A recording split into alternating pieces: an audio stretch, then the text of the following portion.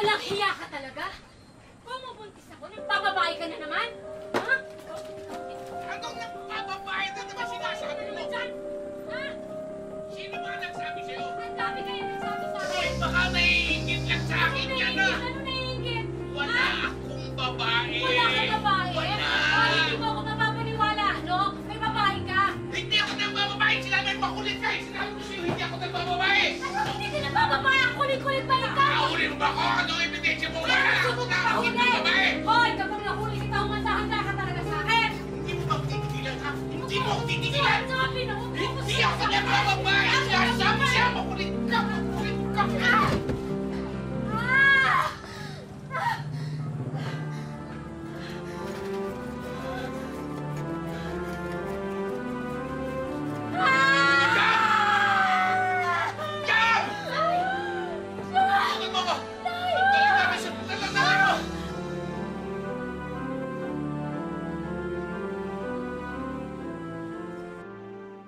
Wala raw pag-ibig na hihigit pa sa pag-ibig ng isang magulang sa kanyang anak. Ngunit ilang beses na rin nating nabalitaan na may magulang na tila pabaya. Marami na tayong narinig ng mga kwento ng pagmamalupit ng mga magulang sa anak at pagtakas sa kanilang mga responsibilidad. Pero maayos pa nga ba ang ganitong gusot sa isang pamilya? Ako po si Vicky Morales. Samahan niyo po akong tuklasin ang sagot dito mga kapuso. Ito po ang wish ko lang. Oh, dahan-dahan, mahal. Dahan-dahan. Sandali ka. Umupo ka muna, mahal. Sandali lang. Umupo ka muna at aayusin ko lang higaan mo.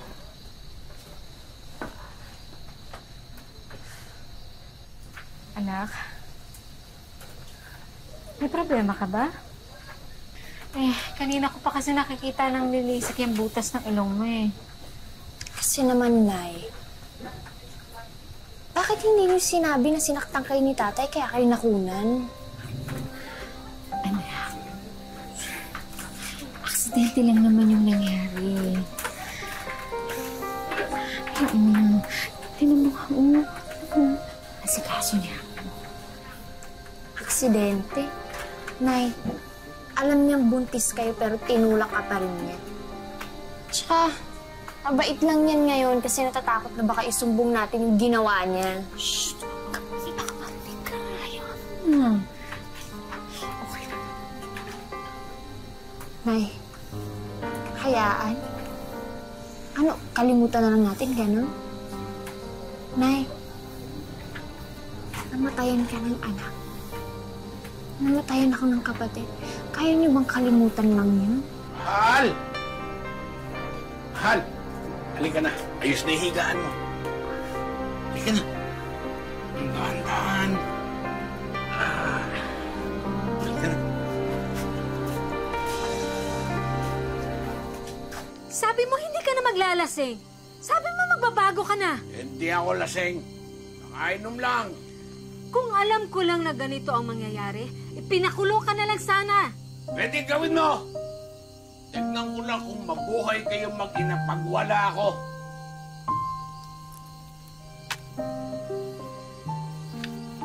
Hi, Jam! Uy! Hello!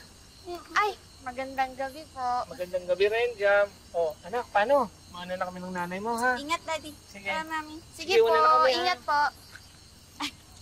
Jam! Ito nga pala, si Lester, pinsan ko. Lester, si Jam, kaklase ko. Ang pinakamatalino sa lahat kong kaklase. Nice to meet you. Nice to meet you.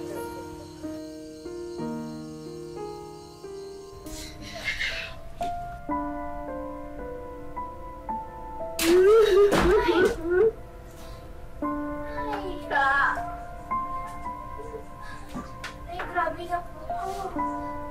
Ay, ipapapulis ko na sa ayaw at gusto ko. Huwag pa rin na tayo papunta na LP ko doon sa tita mo. Sige na.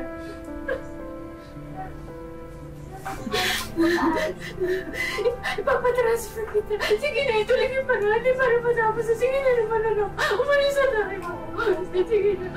Mapipilitan si Lolit na umuwi sa kapatid na nasa Bicol. Wala mang kasiguraduhan. Sumang-ayon na lang si Jam, basta ligtas ang kanyang nanay. Jam si Kuya Arnel mo.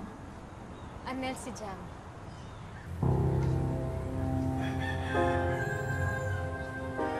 Tita! Lolit! Nandito na kayo!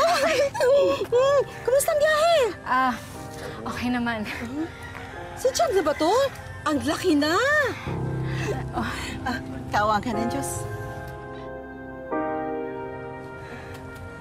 Tita, yung gamit ko. Oo, sige anak.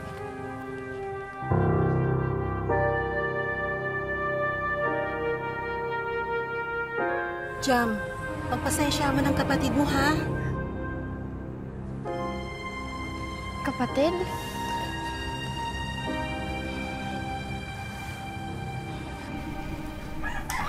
Anak, sorry ha. Matagal kong naitago na may kapatid ka. Nay, bakit po? Kasi anak ko siya sa pagkadalaga, yung kuya mo. Nung nandito ako sa Maynila, iniwan ko siya sa tita mo.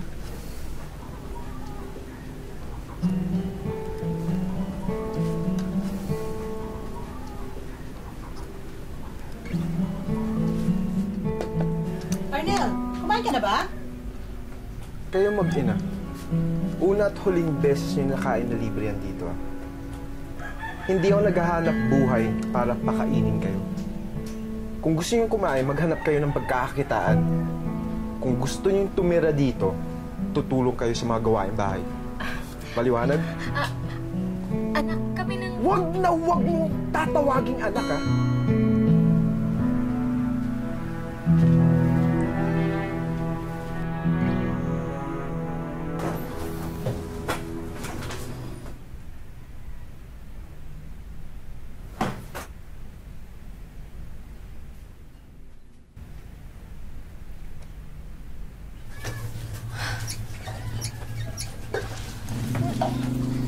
Tita? Oh. Saan po tayo nag-iigib? Ubus na po kasi yung tubig eh. Ha? Ubus na? Ay, Arnel! Bakit mo inubos yung tubig sa loob? Puno yun kanina. Kung gusto nyo ng tubig, mag-igib sila.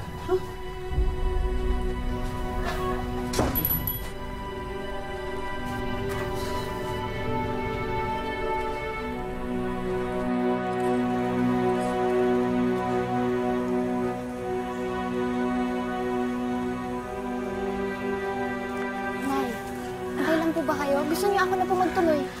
Okay lang. Sigurado po kayo?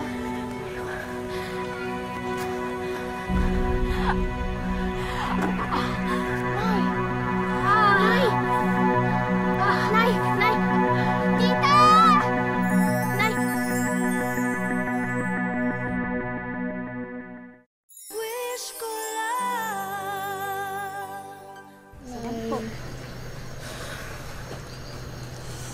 Sabi ni Manay, mukhang may komplikasyon daw ang pagkakalaglag ng bata dati.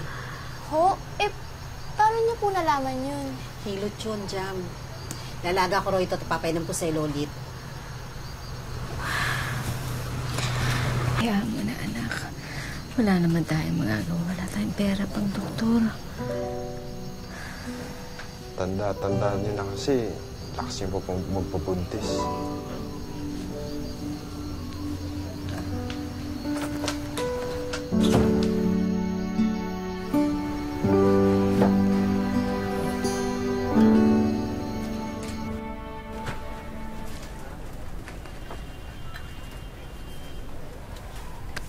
Biruin mo, mahusay ka pala mag-ayos ng mga sapatos. Naku, tita, ito lang po ang pinakamatinong bagay na natutunan ko sa tatay ko. Sana nga po, pakinabangan ko ngayon. Yung nga pala mga labahin nyo, akin na. Maglalaba ako ngayon eh. Ay, hindi na po, ako na lang po. Habang may sakit pa po si nanay, ako po muna gagawa ng mga gawain bahay. Ganun ba? O sige.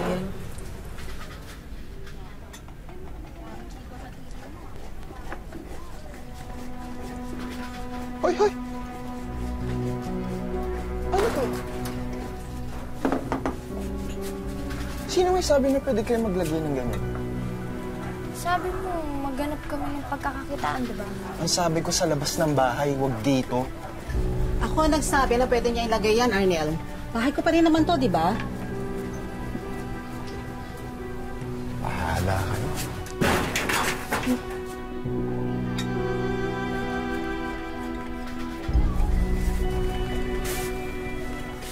Tita, salamat po ah. Wala yun. Nabanggit nga pala sa akin ni Lolit na gusto mo ipagpatuloy yung pag-aaral mo. Tutulungan kita na may pasok sa may eskwelahan dito. Talaga po? Oo. Naku, salamat po ah. Wala nga naman. O sige, iba muna kita dyan, ha? Sige po.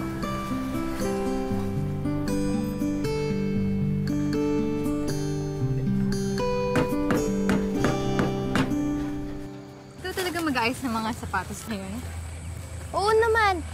Nasa Nueva Ecija pa lang ako. Ginagawa ko na to eh. Bilib na ako sa'yo, Ne. Ang sipag mo. Matalino pa. Ikaw na naman daw high sa exam eh.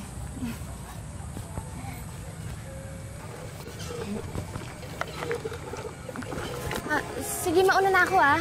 Sige. Okay na. Una na ako. Nay! Nay, bakit naman po kayo yung nag-iigib? Hindi ba ako naman po yung gumagawa nito pag uwi ko? Anak, okay lang ako. Huwag mo akong problemahin. Matagal na rin din ako nakapagpahinga. At saka, para to sa kuya mo. Nay, si kuya ba nagpaigib sa inyo? Anak, sabi ko, hayaan mo na lang. Baka sakali naman kasing lumambot ang puso niya kapag pinagbigyan ko ang hiling niya. Sige na, okay lang. Sige po, Nay. Kayo na lang po muna magdala nito. Kasi ako na po magdadala nito. Okay po? Okay ka lang? Opo. Halika na, Nay!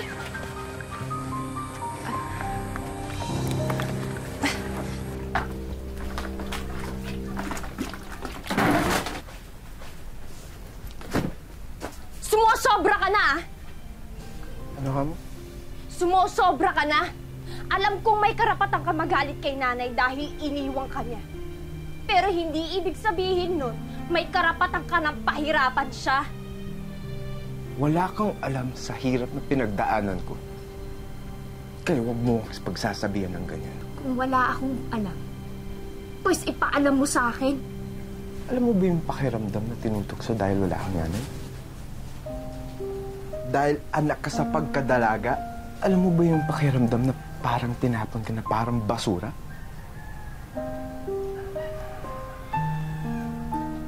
Na ayaw sa'yo ng sarili mong ina? Alam mo ba yun? Ha? So ano? Gumanti ka? Kuya, ano, tama ba yun? Nanay pa rin natin siya. Madali para sa'yo sabihin. Dahil kasama mo sa buong buhay mo. Hindi kanya iniwan.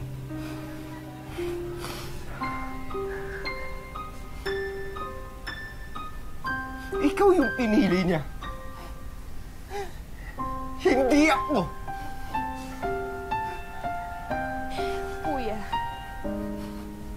hindi nga ako ang iniwan ni nanay. Pero walang madali sa buhay ko. Kaya nga kami umalis sa amin, di ba?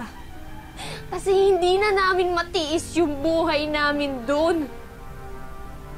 Pero ni minsan, kahit minsan, hindi ko naisip na saktan si nanay. Kasi kahit ano pang gawin niya, kahit ano pang sabihin niya, nanay ko pa rin siya. Paala.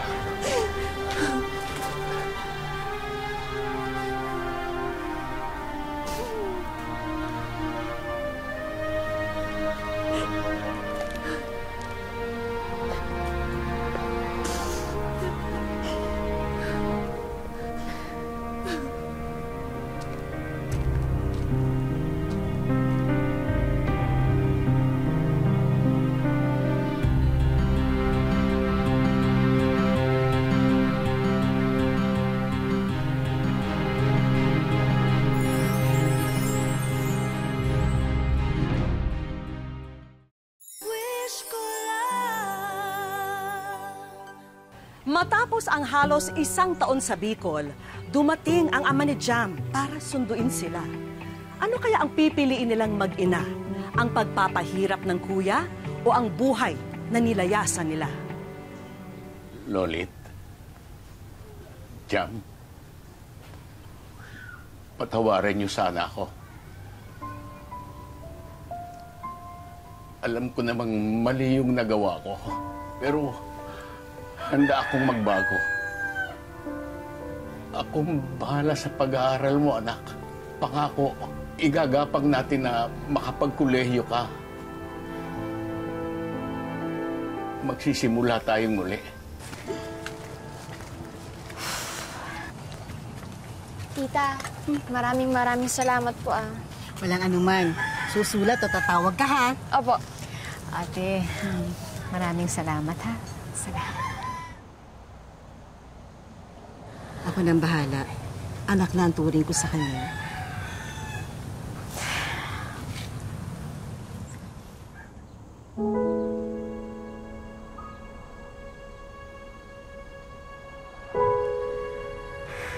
Anak?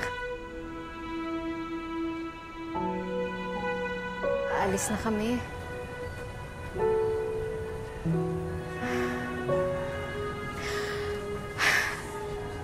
Sana, anak, mapatawad mo rin ako balang araw. Sa napakalaking kasalanan ko sa'yo.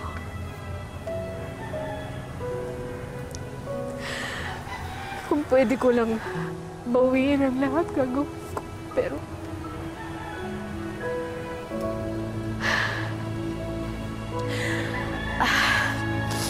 sige na, anak. Muna na kami, alis na kami. Mag-ingat ka, ha?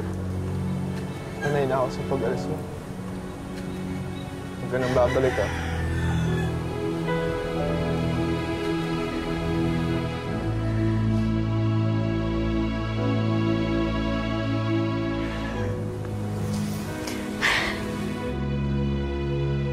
Salamat.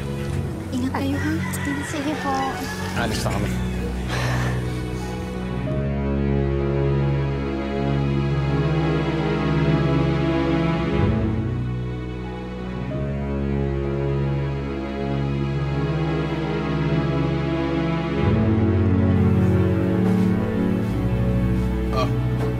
Magising ka na. Magbihis ka.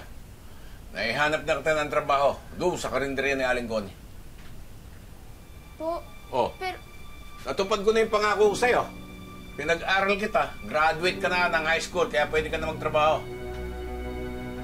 Nay, Hindi ka masasaklolohan ng nanay mo. Kaya sumunod ka na lang sa akin. Pwede ba? Nasaan yung kape ko?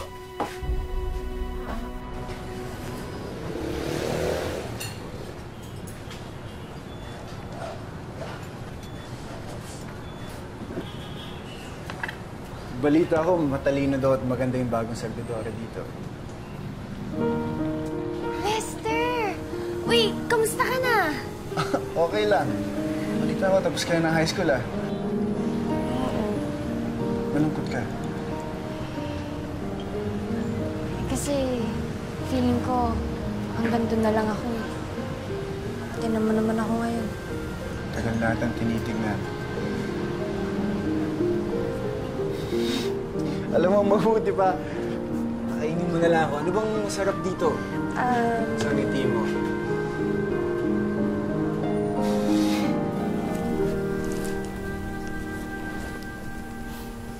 Yan po yung ipon ko ngayong linggo. Itago niyo po muna yan. Pang-college ko po yan. Iaahon ko tayo sa buhay na tunay. Pasok na po ako. Sige na, baka mali. Sige po. Ingat, ha? Apo. Malis na ba yung anak mo? Umalis na. Net. Pinagtataguan niyo na ako ng pera?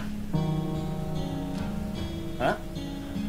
Marunong na kayo magsinungaling sa akin? Hindi. Hindi kami nagsisinungaling. Ipon to ng anak mo. Pakinig ka sa akin, ha? Lahat ng ibibigay ng anak mo, kunin mo. Pero ipapasa mo sa akin, naintindihan mo? Ibibigay mo sa akin. Naintindihan ba? Ha? Ano yan?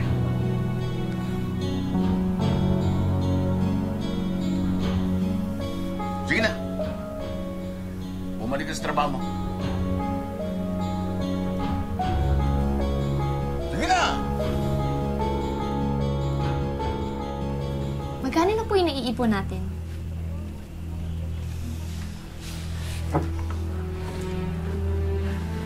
Nay, bakit po?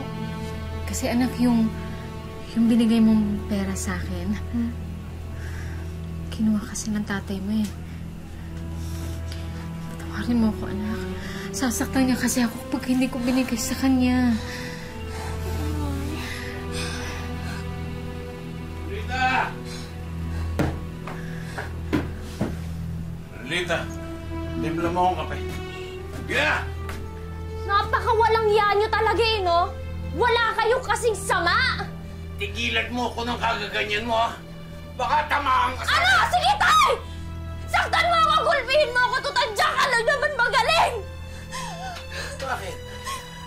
Ano ba ang pinuputok ng butsi mo, ha? Tay! Para sa pag-aaral ko yung pera na yun! Pinag-ipunan ko yun! Pinaghirapan ko yun! Para sa kinabukasan ko yun! Sa kinabukasan natin lahat! Tay! Wala ka naman kahit ni katiting na malasakit para sa akin! Anak mo naman ako eh! Pero bakit? Bakit wala kang pakialam sa buhay ko? Bakit wala akong pakialam sa nararamdaman ko? Oo, anak kita! Kaya dapat ikaw ang bumubuhay sa akin. Ganon dapat! Pinalaki kita. Kaya ngayon dapat ikaw ang bumubuhay sa akin dahil matanda na ako! Ganon po ba yun, tay? Mag-aanak kayo. Kapalakihin nyo. Para lang pagtandaan nyo may mag-aalaga sa inyo.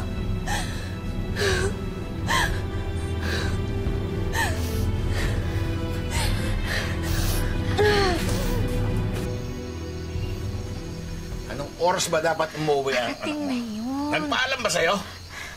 Ito naman eh. Oh, ayan na.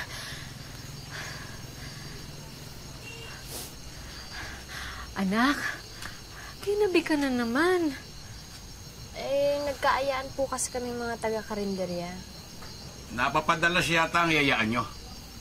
Halos gabi-gabi na lang ganitong oras ang uwi mo, ha? Bakit ho? Kayo lang ba may karapatang gabihin? Kayo nga dyan. Lasing pa pag umuuwi eh. Marunong ka nang sumagot ngayon, ha? Baka gusto ko... Ano, tay? Sasaktan mo ko? Sige lang! Oh, Anak, nag-aalala lang kami sa'yo. wow. Nay, bago yan ah. Anak, alam mo naman kasi itong lugar natin, di ba? Delikado kapag gabi. Mas mabuti pa nga madisgrasya na ako sa daan eh. Total, wala naman akong kinabukasan.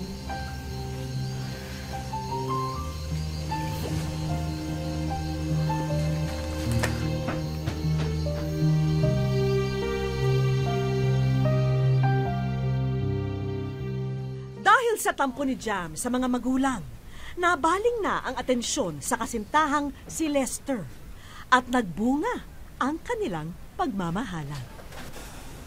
Hindi ko alam kung paano mo to nagawa, Jam. At hindi ko alam na kaya mo itong gawin. So nagagalit kayo dahil nabuntis ako? Wow, tay! Ngayon ka pa talaga magiging responsableng magulang kung kailang huli na yung lahat. Ano po bang inaasahan nyo? Na magiging matino ako kahit impyerno yung buhay na binigay nyo sa akin? Anak, kung nagkaganto man ang buhay ko, dahil yun sa inyo! Pero isa lang ipapangako ko sa inyo. Hindi ko gagawin sa anak ko ang ginawa niyo sa akin. Mamahalin ko siya. Higit pa sa sarili ko.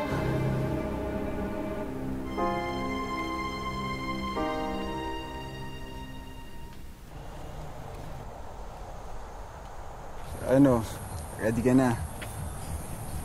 Matagal na akong ready para dito, mahal. Sige na, babay ka na kay Mami. Babay na sir. Kisses, mami. Bye-bye! Bye-bye. Ano sasabihin mo kay Mami? Love you. Love you too. Mag-ingat ka, mahal. Nagpursigi pa rin si Jam na makamit ang pangarap niya. At nabuhayan siya ng pag-asa nang mabigyan ng scholarship ng isang pamantasan sa Nueva Ecija.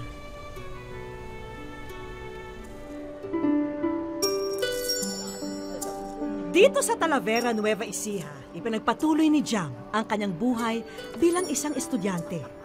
Kasalukuyan siyang first-year business administration student. Bagamat malayo sa kanyang mga magulang at bibilang pa ng 4 na taon para makuha ang inaasam na diploma, walang planong umatras si Jam sa mga kakaharapin niya sa buhay. Katapos po ako, mas maiahon ko po sila, tsaka mas magiging maayos po yung buhay, tsaka nangihinayang po kasi ako, napakalaking oportunidad po noon. Dahil libre lang po yung pag-aaral ko, na hindi ko na po kailangan magbayad pa ng tuition. Hindi tulad ng kanyang ama ngayon na nakatira sa ilalim ng tulay sa Maynila at ang kanyang ina naman na may iniindang sakit sa puso. Mas pinili ko po kasing mag-aral kaysa po magtrabaho para padalan siya, suportahan siya. Na ako po dapat yung nagpapadala ng pangkain niya, ganun po. Siyempre po sa tuwing kakain ako, naiisip ko po yung mama ko kaya nakakakain. Wala tuloy araw na dumaraan na hindi niya naiisip ang kanyang mga magulang. Batid niya kasing naging maguluman ang pagsasama ng kanyang ama't ina noon, itinuring naman siyang prinsesa. Sa totoo po, kasi yung papa ko sobrang love na love ko. Kasi po, siya po kasi yung lagi nagsasabi sa akin na, anak, ikaw lang yung susi sa pangarap namin ng mama mo. Kung paglalaanan ng araw siya ng may kapal, napakinggan ang kanyang mga panalangin. Sana raw ay mapaigi ang buhay ng kanyang mga magulang habang pinupursige ang inaasam na diploma. Pa, eto na ako, nag-aaral na ako.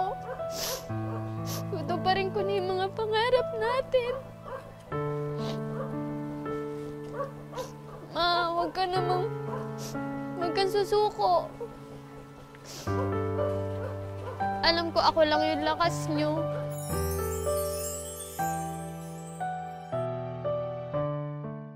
Sa aming pagbabalik,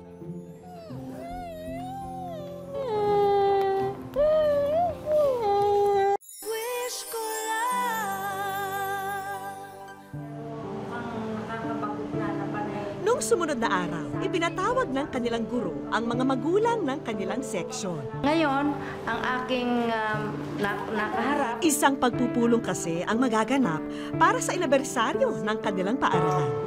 Science in Business Administration. Pero dahil nasa malayo ang mga magulang ni Jam, ang kanyang mag-ama ang kasama sa parent-teacher meeting. Jam, may humabol para sa parent-teacher meeting ngayong araw.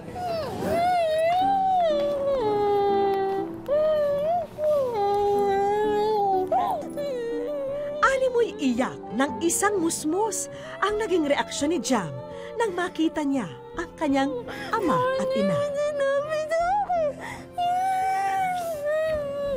Sa unang pagkakataon kasi, ngayon lang daw nakasama ni Jam sila sa isang espesyal na okasyon.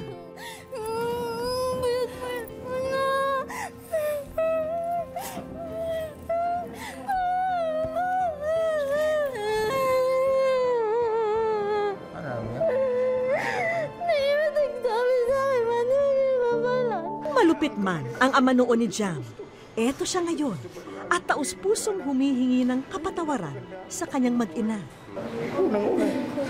nagawa kong kamalian. Ay, dahil sa siguro kainin mo ng anak ko. Ngayon po, sa kasulubong yan, titigil ko natin. Hindi nakakabuti sa aming pamilya. Unforgettable moment po talaga ito. Kaya ang hirap pong kalimutan. Siguro po hanggang ngayon hindi ko alam. Baka po nananaginip lang po ako. Tahan na dyan! Narito ang wish ko lang. Tanggapin nyo ang bagong kabuhayan na pagkakaabalahan ng inyong magulang. Kasi gustong-gusto po talaga ni Mama na magtinda. Tsaka hindi ko na po iisipin sila kung ano po yung araw-araw na pagkukuhaan nila ng pagkain. Payapa na po akong makakapag-aral. Ano po ba yan? Ano po? Simula pa lamang yan dyan dahil hindi namin nakakalimutan ang sorpresa para sa inyong mag-asawa. Dahil po masipag kayo at nagbigay inspirasyon sa amin.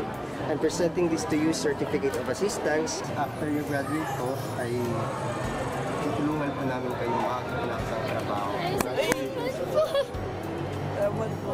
Salamat. Mapapangako ko po na pagka natanggap po ko is magtatrabaho po ako ng full-time. Narito rin ang karagdagang financial assistance para sa iyong mga magulang dyan. Maraming salamat po. Salamat po. Malaking tulong po ito sa amin. Salamat po. Lalo na po sa maintenance ni Mama. Salamat po sa inyo lahat. Ayaw mo na umiyak. Pati ang school administrator, aba, at may iniabot din na sobre para kay Jan. Salamat po, Ma'am. Cum laude ako dito, Ma'am. Hindi lang. Magna cum laude. Yes po. Para pa rin po ako nasa cloud 9 ngayon. Hindi ko po ma-explain kasi parang hindi po totoo. Kasi napaka-imposible po na mapagsama kaming lahat sa isang pagkakataon. Tapos po, lahat po nandyan na, negosyo, trabaho, pag-aaral. Salamat po. Hindi ko na po alam yung gagawin kong pasasalamat. Apaw-apaw po. Ang pagiging magulang, ang pinakamabigat na responsibilidad na maaring dalhin ng kahit sino sa atin. Dahil nakasalalay po sa ating mga anak ang kinabukasan nating lahat. Maraming salamat po mga kapuso. Ako po si Vicky Morales at ito po ang Wish Ko Lang.